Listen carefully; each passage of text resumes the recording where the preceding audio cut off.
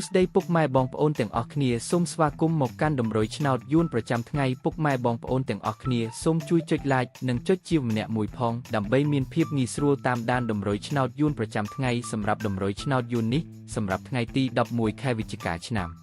2025ចឹងកុំឲ្យខាតពេលវេលាយូរចឹងយើងចូលមកមើលតម្រុយឆ្នោតយួនយើងវិញសម្រាប់តម្រុយពីលេខ admin មានលេខ98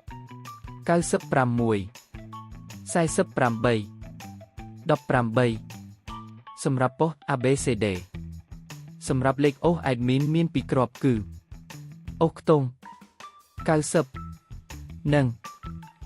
10សម្រាប់តម្រុយ3លេខគឺ admin មាន3គ្រាប់ផងដែរគឺមានលេខ